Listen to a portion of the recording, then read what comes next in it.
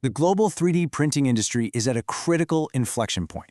Our analysis for the third quarter of 2025 shows that the market is undergoing a fundamental structural split. And this dynamic is absolutely essential for understanding the future of advanced manufacturing. So here's the core thesis right up front. The market has effectively bifurcated. On one side, you have the industrial segment, traditionally the industry's bedrock, and it's really contending with some significant macroeconomic pressures right now. But on the other side, the consumer segment is in the middle of an explosive, almost unprecedented period of growth. This is the central paradox that's defining the entire industry today. All right, so here's how we're going to break this down.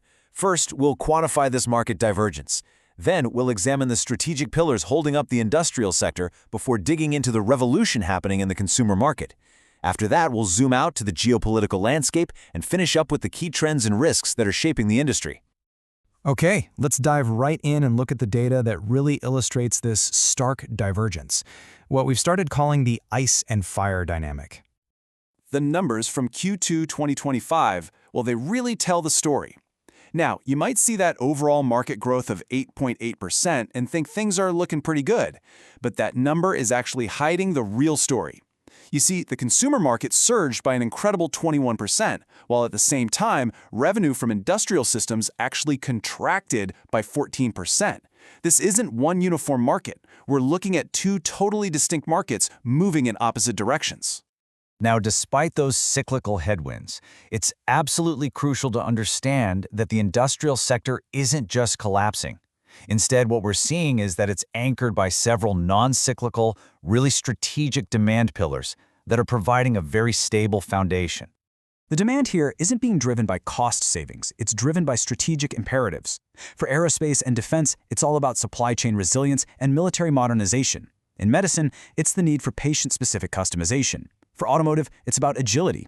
And then you have these emerging sectors, like AI infrastructure, where it's about solving brand new engineering challenges, and frankly, performance is the only metric that matters. And this statement, it just illustrates the point perfectly. The adoption here isn't about saving a few dollars per part. It's about solving a huge strategic bottleneck. In this case, long lead times for mission-critical components that literally impact national security.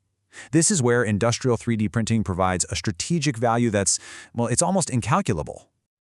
And let's be clear, this is not just experimental stuff. You've got major industrial players like GE Aerospace making very significant capital expenditures. We're talking a $51 million investment here, specifically to increase their capacity for serial production. That signals a deep, long-term commitment to weaving this technology right into their core manufacturing processes. So, let's turn now to the other side of this split market, where a really powerful flywheel effect is just igniting growth and completely redefining the industry's scale and, really, its accessibility to everyone. This growth is being propelled by a kind of virtuous cycle, a trifecta of drivers. First, you've got a price revolution that's made high-performance hardware radically more accessible. Second, there's been a huge performance leap led by disruptors like Bambu Lab that delivers features we used to only see in industrial machines. And third, the final piece of the puzzle.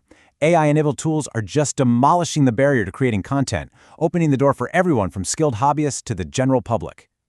So, what does this flywheel look like in terms of actual dollars? Well, the financial impact is just staggering. Projections are showing the total market value, and that includes hardware, materials, and services, accelerating from $4.1 billion in 2024 to a forecast of $16.9 billion by 2029. That's a compound annual growth rate of 33%. And this growth in value, it isn't just about prices going up. It's being underpinned by a massive expansion in actual adoption. We're talking annual unit shipments forecast to more than triple over that same period, going from 4.1 million units all the way to 13.4 million. This is a clear sign that a technology is rapidly moving into the mainstream. And the global flow of these products is crystal clear. Production has become highly concentrated in China, which now accounts for the vast majority of consumer device manufacturing. But consumption, that's dominated by Western markets, primarily the United States and Germany, places that have really strong maker cultures and high consumer spending power. So, this brings us to the broader geopolitical context. It's become very clear that major economic blocs are no longer looking at additive manufacturing as some niche technology. They're now viewing it as a critical component of national industrial strategy. What's really fascinating here is that we're observing these parallel yet distinct industrial policy frameworks emerging. In China, their 14th five-year plan explicitly calls additive manufacturing a key technology for reducing foreign dependence. Meanwhile, in the West, you have initiatives like the CHIPS Act and European Defense Strategy that are using it as a tool for reshoring manufacturing and boosting strategic autonomy. The goal at the end of the day is the same: industrial independence. And as the industry matures, we're starting to see that necessary scaffolding of regulation and standardization being built around it. Over in the EU, the Design Reform Act now protects digital 3D files, which is a huge step for commercialization. And in China, the rollout of new national standards is meant to unify technical specs, which is absolutely essential for industrial-scale quality control. Okay, so the crucial point for our analysis then is to really understand how all these things, these divergent market forces and geopolitical currents, are reshaping the whole competitive environment. You see, the competitive arena isn't monolithic anymore. Not at all. We're seeing distinct leaders pop up in very specialized niches. In industrial defense, you have a company like BLT, which is defined by its deep integration with China's national strategy. In the consumer market, Bambu Lab is that quintessential disruptor, building a powerful ecosystem. And then in the supply chain, you have players like Haizeng New Material. They're the classic shovel sellers, profiting from the entire industry's growth. But of course, there are several factors that present potential headwinds, and they merit very close monitoring.